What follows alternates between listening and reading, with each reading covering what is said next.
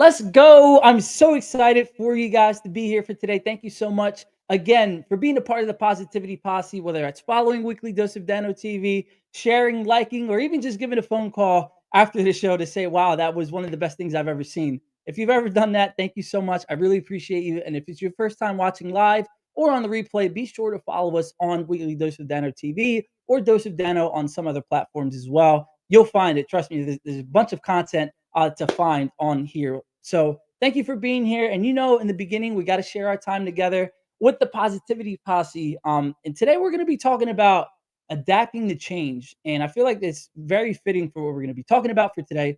But when it comes to change, please don't ever think that when you first start your journey that you're going to be the same person after everything unfolds and transpires for you, right?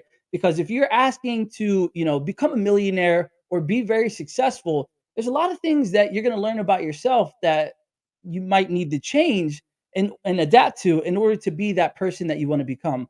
Number one, understand that you are that person right now. It might just need a few tweakings, right? It could be some of the way that we think about the perspectives in the world. It could be some of the way we handle business. There's so many different things that you can pinpoint and ultimately change in order to unlock the best version of yourself.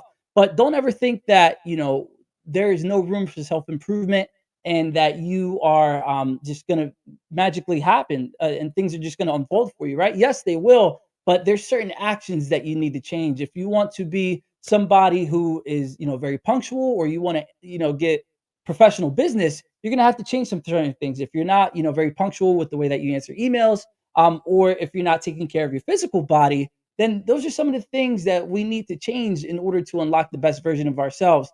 Because if we're not healthy in what I just said in the physical body, we might not have the energy or the drive to carry out what we want to do.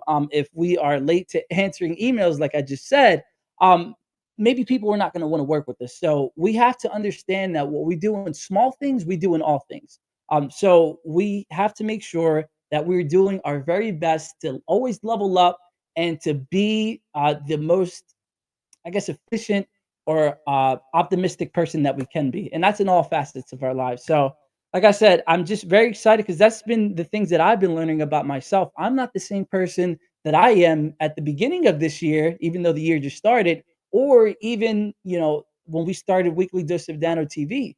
This has been an amazing journey. I've learned so much a lot about myself. I have, as you've seen, even with the set, that has something that I've learned about, and that's been changing. So don't be afraid of change. Be open to it and understand that when you start to change different aspects of your life, you're going to get different results, right? So if you're striving towards the best actions, you're just going to get the best results. But if we're not putting in our best effort every day, if we're not being impeccable with our word or following the four agreements that you guys always know about, then we might not receive the actions and the results that we want to get as well. And I had a conversation with somebody that's very close to me earlier about that. So thank you for that conversation. And it is very relevant. So don't always think that we don't have room for change because we always do. So Beatrice Davis, thank you so much. Says very true right here. We have hello Dano from Jeanette. Thank you, Jeanette, for being here. And just to let you know, we're just always breaking records as well. To the 50,000 plus that are always watching on Weekly Dose of Dano TV, we appreciate every single one of you as well. And yeah, that's just it for you guys. If there's something, a tip that you wanted to drop inside of the comments to make sure that you want to share that you've learned recently or throughout your years, please you're more than welcome to drop it, and we can even feature it on the show just to know, just to share with the positivity posse because there's so much to learn in such a short amount of time that we have on this life. So thank you everybody again.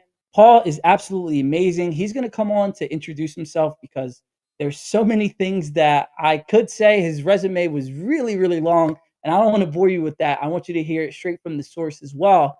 And notice when he speaks, it's going to be from a place of excitement and love and being of service to others. And you already know that's what we talk about here week in and week out on Weekly Dose of Dano TV. So without further ado, everybody, please welcome Paul onto the show. Drop a fire emoji, drop a heart, drop whatever it is that you got to do to welcome Paul onto the show because it's time to get him on. Paul, Paul, stop helping the homeless just for 1 second and come on to.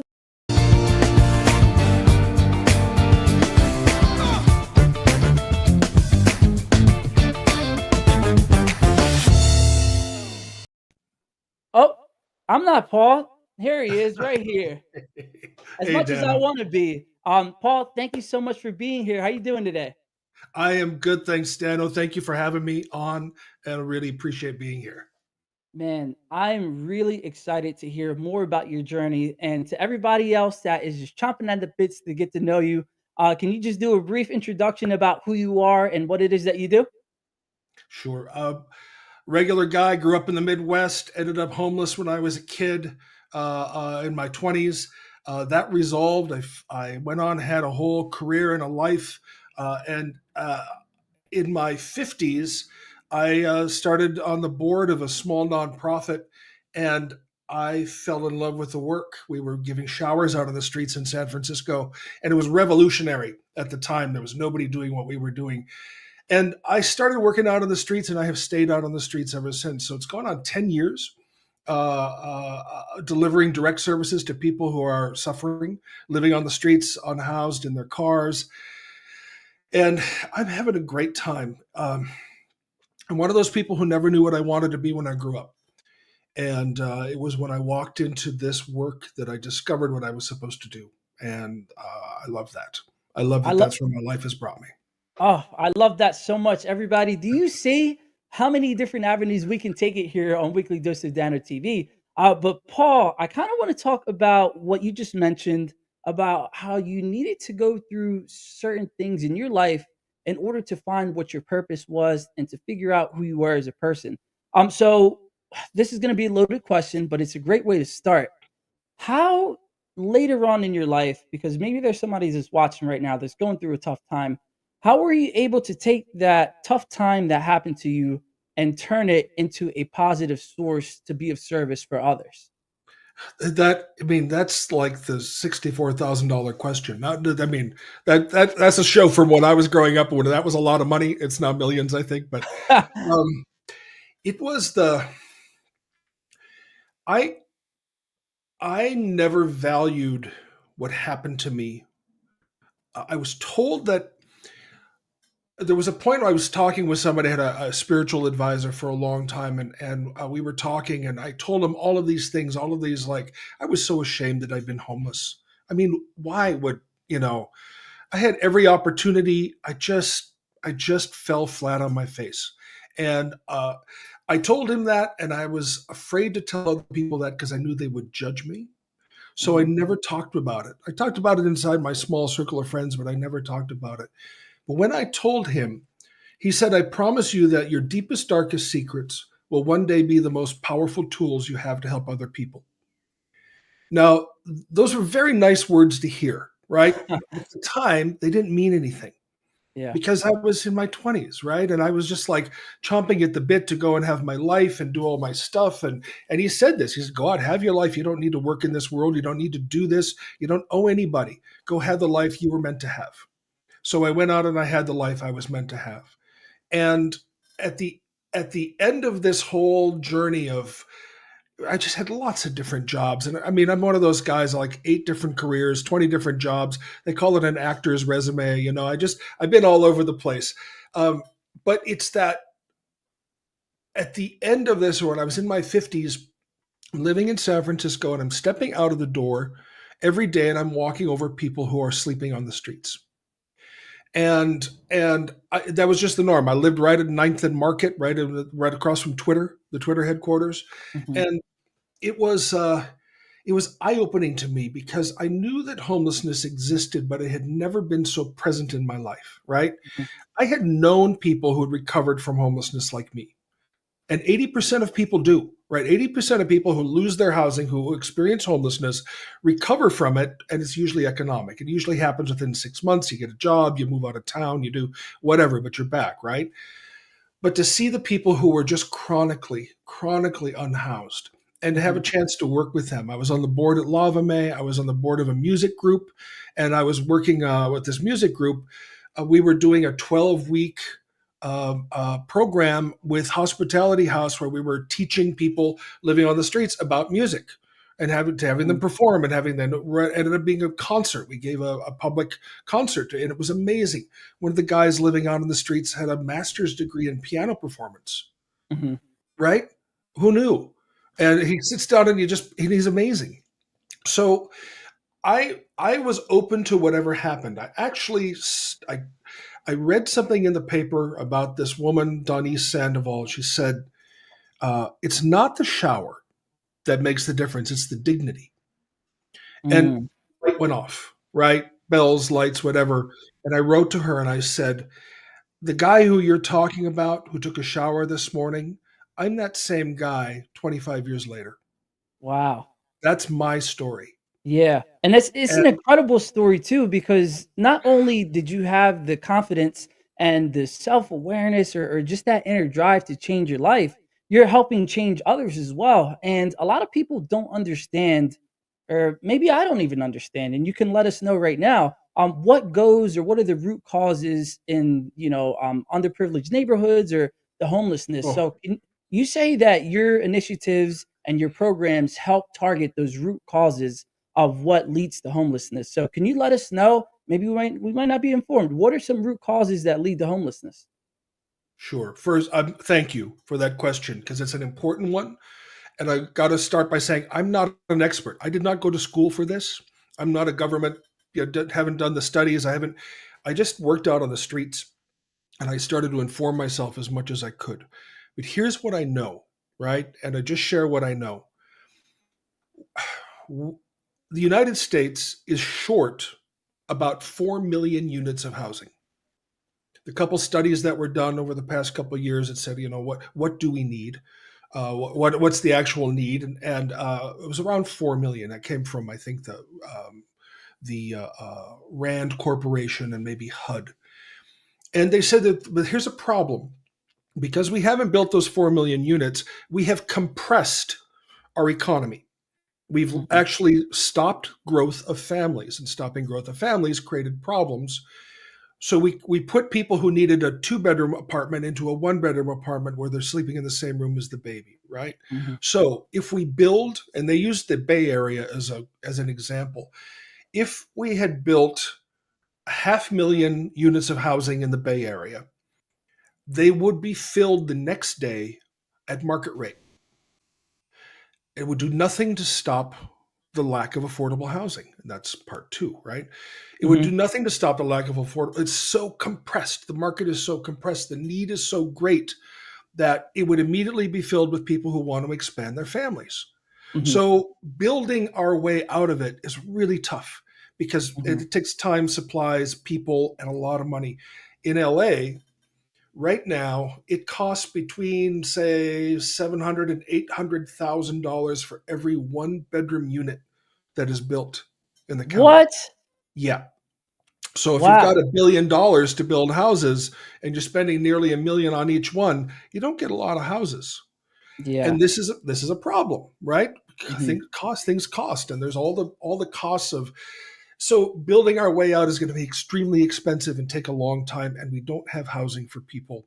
And there's an approach that has been around. It's kind of the best thinking out there right now called housing first, which Mhm. means you put the person in the house and then you bring them the services, right? You have their Mhm. case manager right there. You have all of the stuff. You bring it to them once they're housed. They can get on their medication. They can do all the things once they're housed.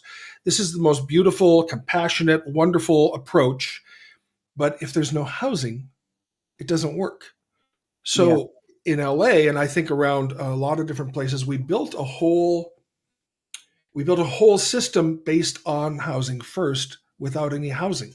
Mhm. And we're constantly filling in the holes because it falls apart. We get people stood up and feeling good and moving forward and all this stuff. There's nowhere for them to live, or they Mhm. move into a place and and they get booted out for whatever reason. So an Yeah. article I would refer anybody to that just happened in LA. 600 people ended up back on the streets because the companies that were supposed to be working with the Department of Housing to pay this lumber, they stopped paying the landlords, Wow. And right? And that's they just all yeah. took the money for themselves, and it's like it was fraud, and that's not the norm, but that's the kind of thing that happens. And when you do that to somebody, and you take away their home by malfeasance, you really harm them and you make them bitter, and you Yeah. give them, right, you kill their hope.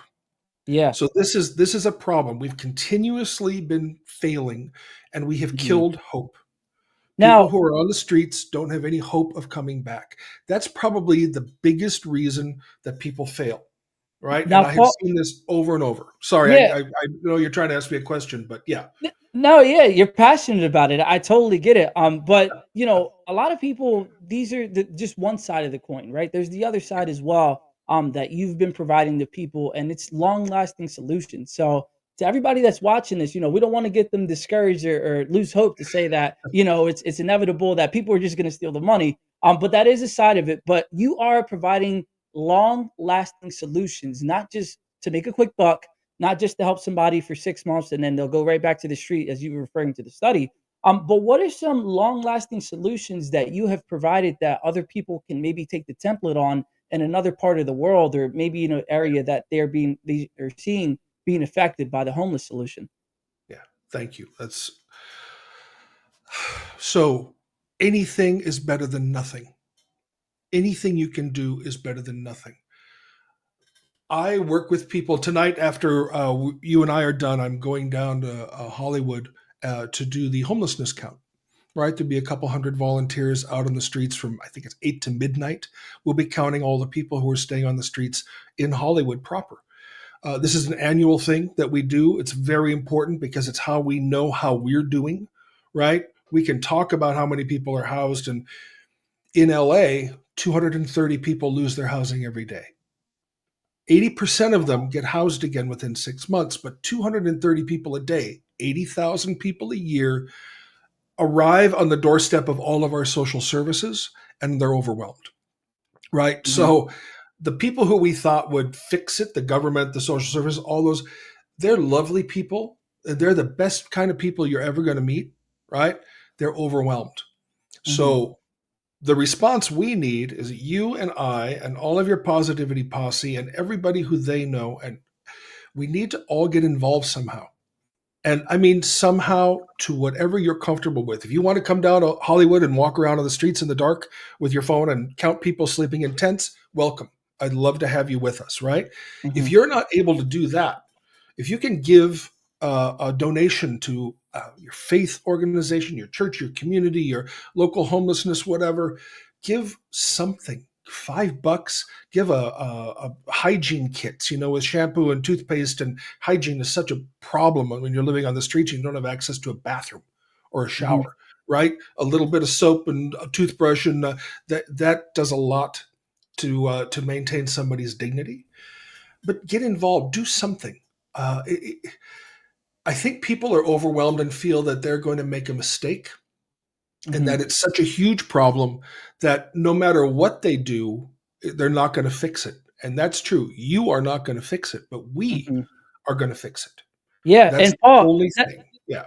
that's a great, we're gonna get right into that too, because that's something that I really want to talk about to the people who think that, they're not gonna be saved, or even these people that may be on the street are worth being saved. So we're gonna get right to that after we hear a quick word from our first sponsors. And we'll be right back with more Weekly Dose of Dano TV. So if you're enjoying this content, make sure you leave a like, a comment, or share it with somebody that you think can really utilize all of the gold nuggets here that Paul's dropping for us today. So we're just going to hear a word from our sponsors, and we'll be right back.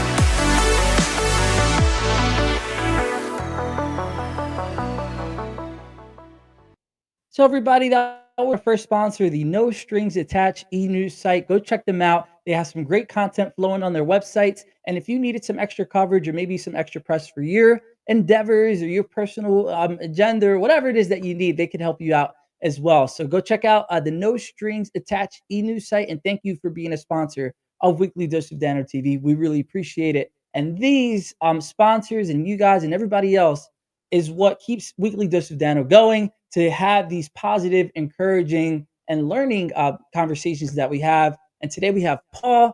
Paul, thank you so much for being here again, for making time for us. As you just mentioned, you're going to be going down to the streets of Hollywood, counting all the homeless people that are there and how many people may be affected by it and how you're helping. So the fact that you came on today to make some time for us, we really do appreciate it. And yeah, the next topic that we need to talk about, as you already know, is the people that are the negative Nancy's to say, these people are not worth saving. They're just a bunch of druggies. They're lost in their life, whatever it may be. What rebuttal do you have for these people that may be thinking this way? Ugh. If I had an answer for that, if I tell you what I can say to them, though I don't think it makes any change. The people who are So there's a lot of studies around this, and this is something that I really leaned into about why couldn't I convince? I'm a convincing guy, right? I'm very passionate about this. Why can't I convince somebody to care at the level I care, or to care at all? Some people are just not compassionate. You know, Sounds sad. Most of the people I know are. it's, but I think something. I think if you look at the studies, there's a group of people who are called the authoritarian followers. It's a long story. You can follow up with people, but so studied personality types, and the authoritarian followers are the people who need to be told what to do. They're 28% of the population, rock solid, rock solid. They'd never change. It's always 28% of the population. We have a very difficult time engaging them in any kind of solution. They tend to be a little more self-conscious, selfish, not community oriented. Uh, um, they also tend to be extremely religious, like hyper religious. Mhm. They are all across the economic strata, but if you the conservatives who you hear, those negative Nancy's, we call them NIMBYs. The not in my backyard, the NIMBY, right? Yeah. Right. So those people, I don't think I can do anything to bring them on board. But That leaves me with 72% of the people who I can convince. And if I could get 72% of the people to do something, we would end homelessness tomorrow, or Mhm. we would end it at least in my lifetime, or at least in yours, right? Mhm. If I could get 72% of the people to do something. Now, playing around with those numbers, in LA a couple of years ago, there was a vote to tax ourselves to end homelessness. It was Prop H and Prop Triple H, right? It's a sales tax. Mhm. 67% of the population voted yes. We will pay more taxes to end homelessness. Wow. So that right? Wow is right. 67% of the people care enough that they would pay a little extra to end homelessness. Now, their heart's in the right place. What we did with that money was not as effective as if they had all just come and joined us, right? That money doesn't do what really needs to be done, and that is the one-to-one connecting that we need to do with people and say, "Hey, we love you. We want you back. We love you. We want you back." And to keep saying it every day until the light goes off and they want to come back Mhm. because they're disaffected. They've been kicked to the curb and they've been told they're wrong and bad and failing, right? Mhm. And when in fact, they're just not able to survive, to thrive in this culture. And this culture can be tough, right? You Yeah. have your own apartment. I have my place. I got to pay the bills. You got to get the job. You got to do all this stuff. Just the mechanism to keep going here, right, is a lot. Mhm. There's a lot. And there have always been people who want to go live to the woods, right? They want to shrink their life down, go live in the woods somewhere just with their dog and be happy, right? We all know those people. But if you can't survive in our society, we have no place for you. Yeah. A mental health issue, and this kills me that we stopped helping people with mental health issues. I mean, physically, we kicked them out of the state hospitals during the Reagan years. We just closed all the hospitals down, pushed them to the door, and said bye. Right? And Yeah. today, there was just a study that was done in San Francisco. They asked people, do you think, people who are on the streets, do you think you have mental health needs that are not being met? 48% of the people said yes. They turned around and they went to the students at UCSF and they said, do you think you have mental health needs that are not being met? 45% of the students said yes. So everybody is feeling this, right? It's not that they're different. It's just that their mental health needs are not being met and they don't have any safety net. They've got nowhere to stay. They've Yeah. got no access to the medication. They have debilitating mental health issues that stop them from coming back. And we could put them in a hospital, or most of them end up in jail. In jail, it's a horrible thing to do to anybody. But if we could bring those people housing, get them housed, get them stabilized, we would make such a huge change in Yeah. the world. Right. I So agree with yeah, I Paul, I agree with you 100%. And there was a fact that you just brought up about the 72% of people that actually want to help. And it's interesting because Maya Angelou said if 1% of people actually, had the courage to fight and to go onto the streets to help all of the people with their mental health disorders, or housing displacement. For her, it was specifically mental health disorders. She said that things like war would be laughed out of the room because you're going to tell me that I'm going to go fight against somebody because they have a different belief than me. And yeah, the point that I want to make is that it's only 1% that really needs to change because we will affect the others, and it will just be so infectious and it'll spread that force of positivity. So thank you, Paul, for bringing the attention as well. And I think that's another thing that we need to focus on is that the attention of saying what's going on and showing it in these people's faces, right? Because a lot of people think that, oh, well, I don't know anybody that's homeless, so it doesn't affect me, so I don't really care. yeah. So the fact that you are bringing attention and awareness to the problem that's going on, that is just such a huge factor as well. And finally, I want to go back to one more thing you just said about not being an expert because you don't know the science behind it. But you know what it's like to be homeless. You've seen it. You work on it every single day. So that alone gives you the authority to speak on it. And yes, you may not be a scientist to study the facts on it, but I want to correct you to say that you are an expert. And it's just so amazing that you are leading this charge with action. And when it comes to leading the charge with action, how can somebody really have the confidence to take that action? So thank you. As I started to say earlier, anything is better than nothing. Anything you do is better than nothing. But Mhm. there are some things you can do which will have a magnified impact, right? Let us Which know. will, right? So you can get involved in your a lot of faith communities do this, Mhm. right? They get involved in going out and working in their neighborhoods. I love this. I used to do an event in downtown where, among many other things, we had foot washing stations.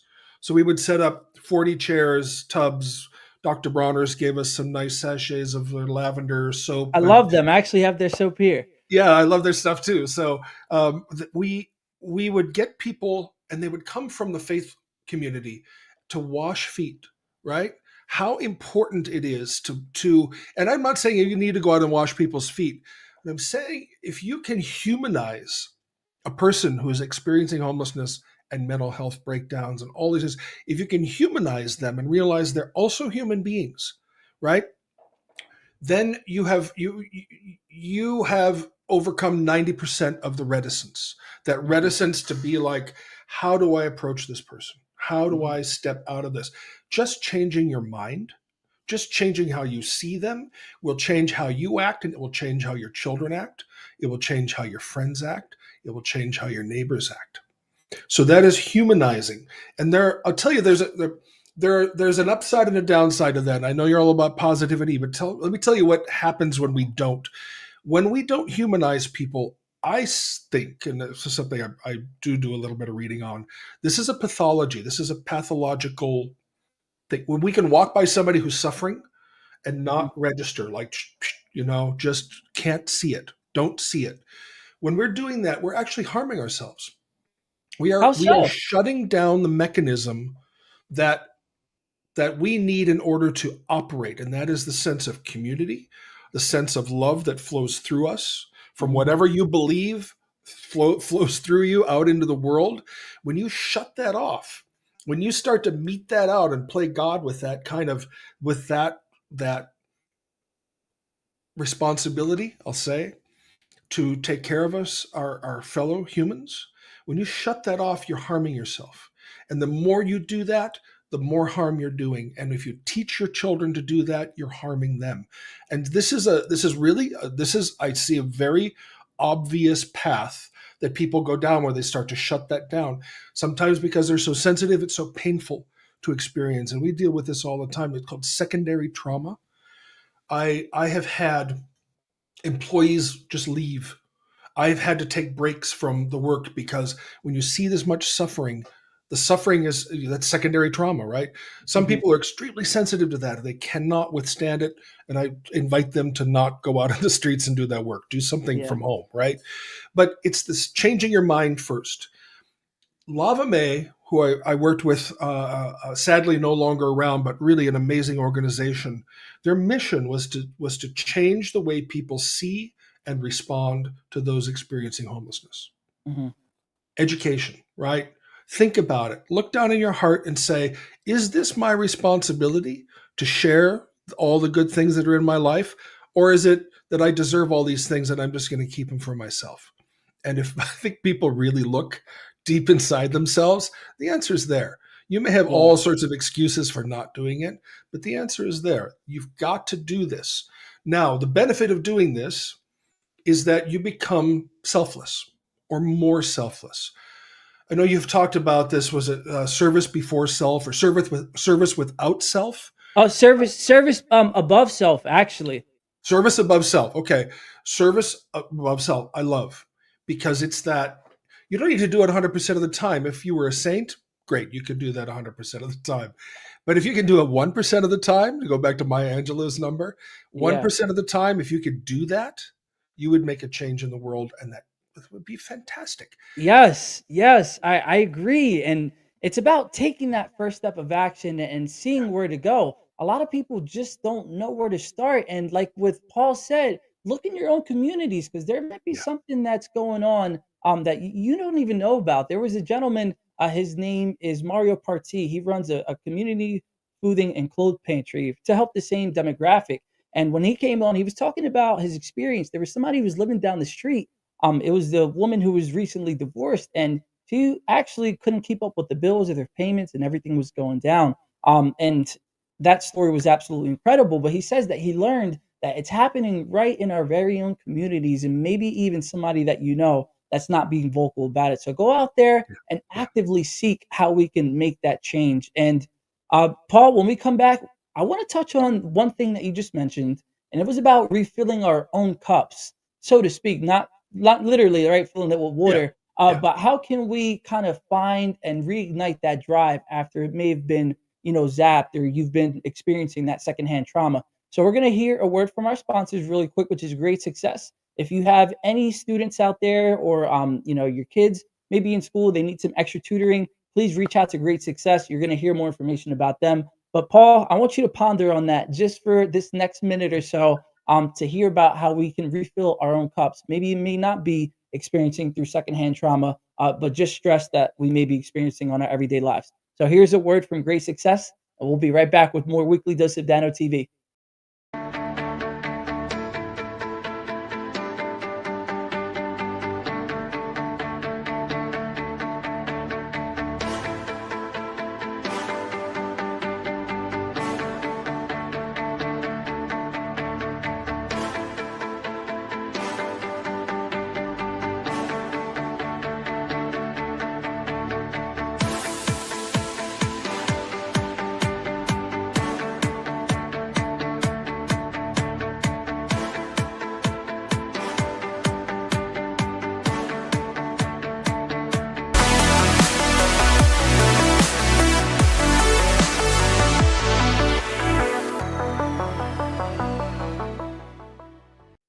So, everybody, that was a word from Great Success. Thank you so much for sponsoring Weekly Dose of Dano TV and making this possible to have these impactful discussions that we need, even if we may not have the confidence to look and have these conversations within our friend groups. We can hear about it here on Weekly Dose of Dano TV. And one more thing, I know the episode or the commercial did say that it ended on January 21st, but I got the hookup for you guys. If you just call them and say that we found out about Great Success through Weekly Dose of Dano TV, he'll be more than willing to give you that offer as well, because we just admit that, and that positivity, it works with everybody else. So Paul, man, you just said it. You know, I could kind of see that, and you kind of painted the picture for us that you had to take some step backs and some breaks in order to find why you maybe started this in the very beginning. So what are some practices that you can give to everybody that may be going through a stressful situation or secondhand trauma in order to find that light again? Oh, the only thing that I know works 100% of the time is service for another person, to help somebody else. It's the only thing I know. There are lots of things. I meditate, right? I meditate all the time. I have the things that I do to take care of you started out as like take care of your body, take care of your mind. I have all these things that I do to take care of this, right? Being that I'm occupying right now. But when I really need to change, when I need to change what's going on in my head, the best way is to go help. And that is simple, right? Call somebody. Just call somebody and say, "Hey, how you doing?" That is a very simple way to just literally get out of yourself and ask somebody else how they're doing and listen to them, right? I don't need to call somebody to gripe about. Who wants to hear that? But I would love to hear from you. I would love to hear about. So I do things like that all the time. I always am calling people and say, "Hey, what's going on?" Right? And they know at this point in my life, they know why I'm doing that, because I'm right up against something and I'm feeling a little down. Mhm. So it gives me a chance to do that. That's a very simple thing to do. And I know sometimes it's like, it was a joke, like that phone weighs a ton, right? When you're trying to when you're really, really down, and just to take that action is such a leap. But taking that action releases all of that, and it's Yeah. practice, right? You practice that kind of stuff. You do it so often at the beginning, or you kind of do it every day. So you do it, you're calling your friends, or maybe you got a whole list of friends, or your children's parents list from school or whatever. You're calling people every day so that on the bad days you're in the habit. So Mhm. it's habitual, instead of having to lift that whole thing from ground zero. You're already floating at a regular, right? So it's developing that kind of mechanism that I do to take care of myself so that I reach out to people. I also have the privilege, and this is really a privilege. I get to go out on the streets and work with people who I love. And I literally mean that. I do loving things for them, as in love as in a verb. Mhm. I like them as people, but Yeah. more importantly, I love them as in I take actions to help them. I take that love as a verb stuff, right? So I Yeah. go out and I'm able to do that. When I am in that place, amazing things happen. And I do not, I'm not religious. So this is the kind of thing I always go right to the edge of saying, I have no idea what makes this happen. What's the Mhm. mechanism for these things to happen? But when I'm out there doing things, other things happen. Things change. It could be my attitude or my way I see things changes, which knowing who I was 35 years ago and who I am today, yes, right? I'm a different person. But there's also things that I just can't explain. There are people who come into my life who are like, boom, come into your life. Like, here I am. Uh, Yep. and they're the right people at the right time to teach me what I need to teach or to relieve me of something that I need to be relieved of. And then our friendship could be 6 weeks and done. And I used to feel nostalgic and sad when that would happen. When somebody come into my life and be like, oh, you're the most amazing human being I've ever met. And then Yeah. they go, right? They move back to, or they leave, or they're on to the next thing. And then I learned to realize that that is just the universe bringing me what I need in that moment, and that it is selfish of me to try and hang on to it. It's selfish of me to try and hold them back because that person is going to move on and bring something to the next person. And there are these Oh people. my God, there's so much that we have to unpack there that is just so, so true. So number one, everybody watching, I didn't pay Paul to say meditations are the best thing ever. But I did my meditations today and we do it every single day. And I'm telling you, if there's something that you're going through, just take some time to practice meditation. And I promise you, it's the best thing for you. Because number one, very short. There's a million different benefits that you get from it. But Yeah. number one, you're escaping physical pain, maybe in your body, or the emotional pain that you're experiencing in your life, or whatever's going on in your mind, and you can escape that and achieve bliss and peace every day. And Paul, we subscribe to the law of attraction over here. So when you were saying that you go out and you're going to be of service to others, and you're doing it from the place of love, that's the energy and the vibration that you're vibrating at, which is love, which is one of the most powerful things you could possibly feel and one of the most powerful vibrations there is. So whether you're in flow or whether it's just that positive vibration you're just throwing out there, you are attracting more of that. And one final thing, what you just said about attracting that person to come into your life to help you and then releasing them and letting go, it's kind of the same thing that we can use when it comes to being of service to others, right? The more Yes. that we Yeah. give, the more that we can receive, whether that's love, it may be monetary gifts, it may be great health. And the more that we can receive, the more that we can give, right? Because when we are in that state of optimal being and the great vibrations, we will be in that state of receiving whatever it is that we practice to receive as well. So thank you for sharing that, man. And it's just so important. I don't want to gloss over that because number one, people need to understand that, Paul, you probably understand this more than anybody. If you are in a negative state, how can you possibly help other people try to get out of the negative states? You have Yeah. to elevate yourself to help the next group of people, whoever you're trying to help. Yes. And I'm gonna challenge something you said. I I think love is the most powerful thing in the world. Not one of the most, the most. I think it is love is a verb, not the, not the romantic Hallmark cardy kind of love, but love is taking action toward people is the most powerful thing because it works every direction. It works inside me, it works outside of me, and it mysteriously somehow changes the people around me. And it works through them and and it resonates and it goes out from where I am and then it comes back, right? So all of a sudden it's not just a thing that's happening that I do occasionally. I'll use this word milieu. It is the environment in which I live. And one of the greatest gifts that I got from starting this work is that I get to be around all these people, these professionals, these people who are working out on the streets. They're really amazing people. whether they had experience as homelessness, which I have had and many people have had who are doing this kind of work, or not, their heart, they're coming from a place of love. Whether and we can, when I would hire people, I always talked about. So I was in the shower business for many years, giving showers and toilets and laundry, right? So we would talk about, when I'm hiring somebody, I'm hiring you for your heart. I'll teach you how to scrub the toilet, because that's the most important thing, is that I'm looking for somebody who can freely give of themselves, of their time, and they don't even need to be a willing participant, right? You don't need to be perfect. You don't even need, when you say elevate, I also think of, I rarely think of myself as elevating to go do something. I usually am just stepping sideways to avoid the pain of where I am, Mm, right? I'm just moving around this pain because I'm stuck in this place, and I just step around it and I keep moving forward. So if that's elevating, yes, great. I take a lateral move, right? And yeah, that I just keep going, because I know after years of doing this that the results will happen, yeah, right? The results are there and they just keep happening. And this is the weird, I don't want to sound corny about this, but opening myself up to this, and literally I've been doing this for 10 years. Opening myself up to this has changed my life in ways that I never imagined possible.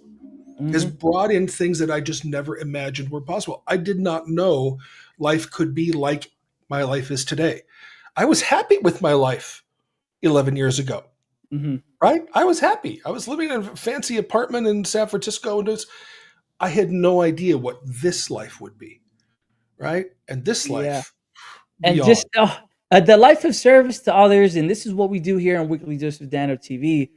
That's what it's really all about, and that's where you find out who you are and how many people you can really impact and what gifts you truly have.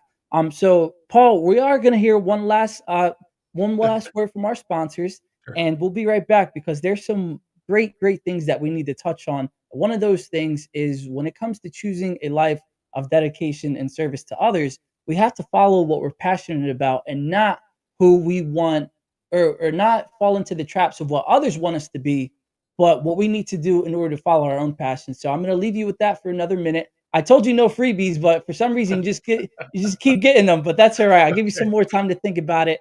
And Thank you. everybody that's watching right now, thank you so much for being here, whether you're here live or on the replay, to share all these golden nuggets with us. And I actually saw Mario in here, so thank you for being here. We were just talking about you earlier, so it's nice to see you as well. So we'll hear a word from our sponsors, and we'll be right back with some more weekly dose of Dano TV. Everybody, thank you for being here.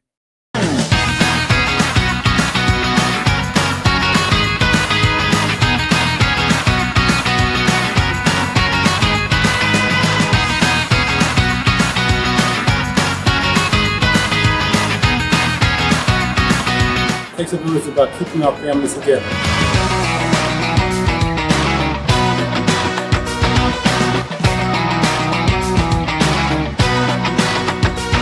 God bless this organization.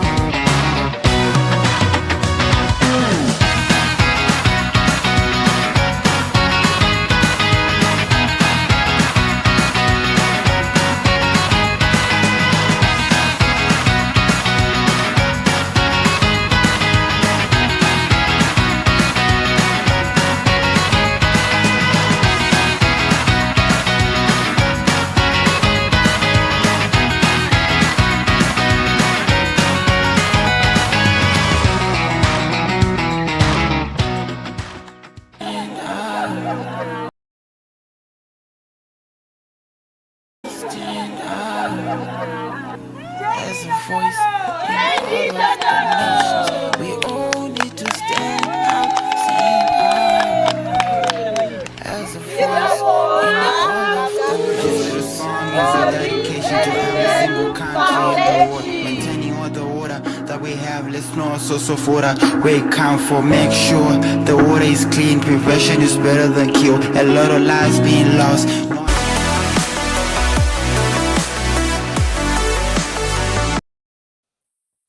Well, I guess we just popped on, but thank you so much for It Takes a Village Housing for sponsoring Weekly Dose of Dano TV. They're in the South Jersey area, and they are helping women and children that have been affected by drugs and alcohol. And who knows, maybe Paul can help you out. So that would be a great connection. And to JB Dundalo as well, where they provide clean water to kids around the globe in Africa and all of the underdeveloped places here in the US. Thank you so much to both organizations for everything that you do.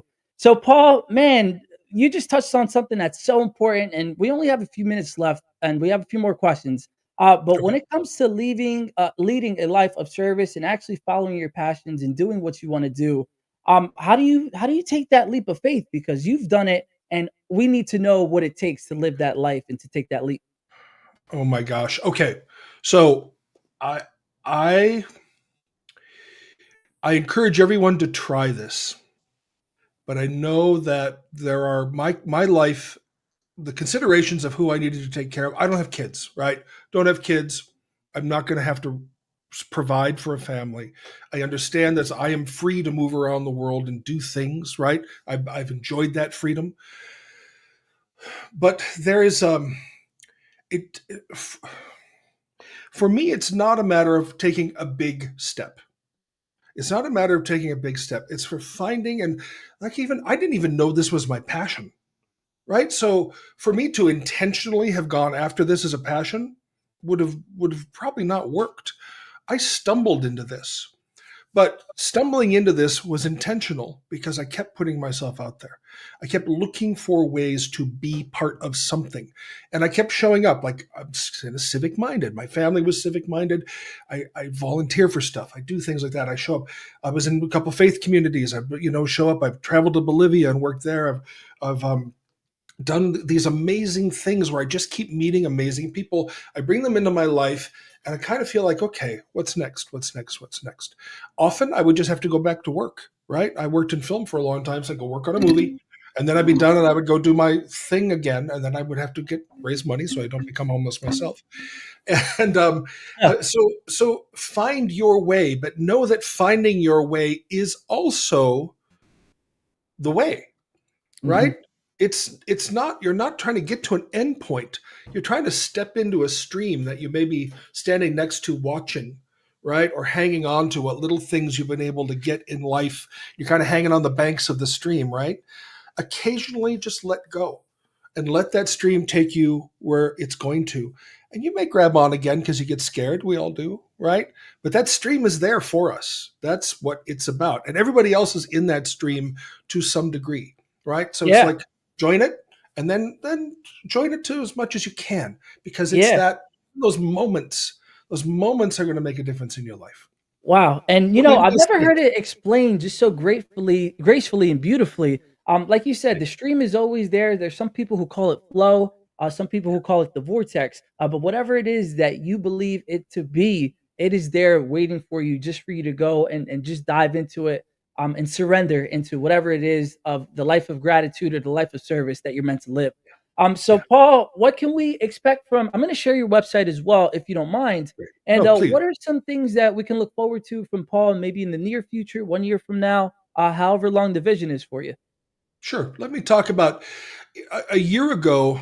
I stepped away from doing the direct services, the laundry here in LA. I had some things happen. Actually, I'll tell you, an employee of mine was killed, and it shook me hard. It just shook me to my foundation because I love this guy. I love it, as in I took actions to help this guy, and it was devastating to me. So I stepped back and said, okay, I need a little break. I need to process this. What can I do to still be useful? And I have run into the same problem all the time. One of the issues of being on the ground doing the work is that we're so busy, we never have a chance to talk to the other people who are also doing the same kind of work. Mhm. Maybe once a month we get together in a conference or a meeting, and I'll Zoom and, tiles of windows, and I see the people, and I'm like, hey, and it's something that's coming from the top down, but we never have a chance to talk. So I thought, I'm going to create a place where we can all gather, an online community for people who do this kind of work, where we can share the resources. Because I'll tell you long stories about getting a donation of 1 million masks and what am I going to do with 1 million masks, right? But uh, share our resources, share information, share training, share all of those things so that we can be more effective when we go out on the streets. Because it's really about going out there and being as effective as we can. and being able to have the resources that we need and bring them to the people who need them. Right? We've got Definitely. to bring resources to people, because resources then churn up opportunity. And it's opportunity that people catch on to and they come back. So an opportunity to change comes. They get that. So a SecondGrace.LA I started, which is LA based, but now it's going to be expanding to San Francisco and Chicago next. So SecondGrace.LA. PaulAsplund.com. This is kind of, I've been writing here for a while. I do a lot of different things, but if you're interested in reading anything more about the stories, happy to have you there. But I really love to get people involved in talking about the solutions. And SecondGrace.LA is where that happens, right? We get in, we start sharing, like, hey, I have this person living down on the end of my street. What can I do to help this person? Right? You talked about this before, and I hear this story all the time. And it is really, I don't know what to do, so I have to reach out to my neighbors and say, hey, maybe we can all figure out what to do.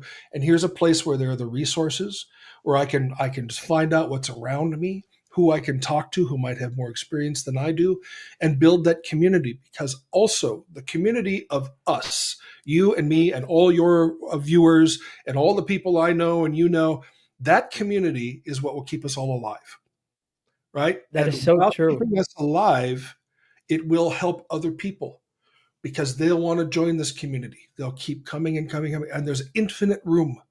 I don't need to protect anything. I'm not at fear of losing any of this, because there's nothing to lose. I mean, the treasure is the community, right? Yeah. Only Treasure, to gain. and when the Yeah. more people, the more treasure, right? The more Yeah. vibrant, the more information that is coming in. So join us, and call your local people. And if you have questions, reach out to me. I'm your first comment about being slow about getting emails out. I'm so sorry. It usually takes me 2 weeks. Oh, so that was for you. Okay. Now It was. we're exposing you for who Exactly. you really are. No, I'm just kidding. But they But pile up and pile up. I get 150 some emails a day, and it's like, I'm going to go out on the street and work with people, and I'm not going to get back to you right away, but I will yeah, get back to you. And yeah. So, so yeah. Paul, we actually have to, wrap up very shortly because we only have a few minutes left. And what you just talked about earlier about how it might be going on in your own, neck of the woods or your own community. Mario, just to let you know, when you see on the replay, you were the one who showed this and shared with us that story about how the lady was recently just divorced and, things like that. So it's just, thank you so much for bringing that up again, because it's so true. You never know who might be experiencing what at what time and how we can help them. So, Paul, you're the best person to answer this question. And we always wrap up the show with the same exact question. And here it is. You kind of touched on it earlier, but we're going to revisit it. So, if somebody is in the deepest, darkest moments of their time, what advice would you have for them in order to get out of that mindset or that drought that they're in? Among the tricks to get out, right? Reaching out to somebody else, asking for help. I know this is a terrifying thing to do, but it is so freeing to just say, hey, I cannot do this without you. I cannot do this alone. I need your help. Also, humor. You know how many times I have just relied on humor to get me through stuff? And then learning enough that I can step back and laugh at my situation, because it's impossible. It is impossible. I'm against the wall. I have no idea what to do. I'm either going to laugh or cry. It's more beneficial to laugh, Yeah. right? It's that I just have to turn that and say, okay, I don't know. So I laugh. I talk to people. I try and stay in the middle of stuff because I love it so much. And I didn't know that I would. I spent a lot of time keeping people away. I spent a lot of years keeping people at arm's length. But once I told somebody the truth about myself, I just wanted more people around me, right? Because I'm finding, and this is laugh, hang around with people who love you, and ask for help, and start building habits. When you're feeling really good, start building habits that will carry you through when you're feeling bad, because you are going to. Mhm. right? If my Mhm. life is anything, I feel great some days, I feel crap some other days, and I need to take those times, those great days, to build habits that get me through the rough days. It's all I've ever learned. It's all I've ever learned that is valuable, right? Keep, and then community. If you at some point can develop a community, hang around with friends, people, if you can do that and have some place to go on a regular basis. I know a lot of people do this on their weekly church adventures. Some people have bowling, some people have, whatever it is that gets you excited. Do that stuff and be around people and keep doing it even when you don't feel like doing it.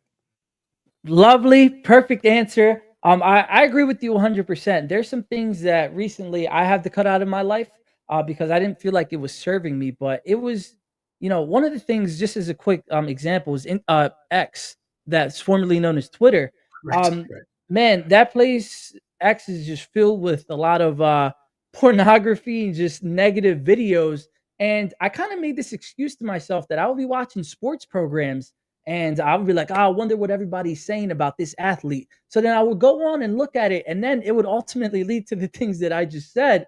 So I had to have that self awareness to say, okay, why is it that when I'm looking at these sports that I want to see what other negative things or people are saying about this athlete? But Paul, like you said, when you recognize those things that you're not supposed to be doing, and you just eliminate those habits that are just going to lead you down the bad path, we have to stop the ball from rolling down on us, kind of like Indiana Jones. We have to either just get out of the way or just totally avoid it completely, because those are the things that happen to us that are just going to lead us down the bad path. But like you said, surround yourself with positive people.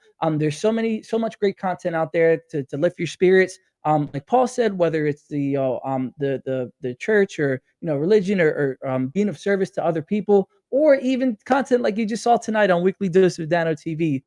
There's so many things that we can do to get out of that mindset. But the most important thing is to recognize when we're in that mind space, that negative mind space, and to get out of it as well. So, Paul, one more time, where can people go to find more about you? SecondGrace.LA, paulasplund.com. So those two places will tell you everything you ever wanted to know about me, and I would love to stay in touch. I really need more people to help. That's Yeah, really that 1%. I really need that 1% of 300 million people. 1% is a lot of people, yeah. right? We could fix anything with 1% of the people involved. So, let's do it. Let's Let's do just it. Let's fix do it. this stuff, right? Let's Yeah, end poverty. Let's end homelessness. Let's end this disaffection and this sadness. And we can do this. I don't know why people are stuck in this thinking that we can't. I think because yeah. it's been around for so long, we just accept it.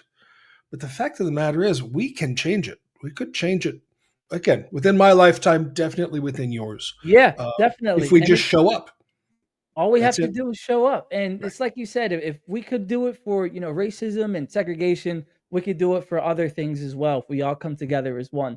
Yep. So everybody, that was Weekly Dose of Dano TV, the episode. Thank you so much, Paul, for being here. I know you have Thank you. something you have to go do. If you could just stick around for a few minutes, I'll make it very quick.